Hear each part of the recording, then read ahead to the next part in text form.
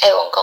你咁討厭人哋買樓，而且呢排日日喺度拍視頻叫人哋唔好買樓，我斷估你係你自己已經有好多層樓啦。好啦，呢個係我嘅客同我講嘅，我頂你個肺啊！講咗俾你知啊，就因為我有好多層樓，我俾人哋套死咗喺度，我先至苦口婆心咁同你哋講冇買樓啊！佢對你一啲着數都冇，你知唔知俾房貸出去嘅都會引起你家庭嘅不和啊？因為依家係你去擔起頭家，如果一旦一個月話你頂唔順嘅時候，個個都嚟同你嘈，咁咧你處於嗰種又冇錢又想要買樓，或者個錢又唔夠多又想要買靚樓嗰啲人咧，清醒一下，其實買樓嗰家嘢就好似你哋認為買車咁，買落就係蝕，但係佢比你買車仲要衰，因為買車你一旦有質量問題，佢係同你人身安全有關嘅，佢係一定會俾重視嘅，一定會俾改進嘅，或者甚至乎回購翻去嘅。你買層樓你有問題，你叫開發商回購俾你，你係咪太天真啦，大佬？所以咧諗清楚啲先啦。如果你係首次上車嘅，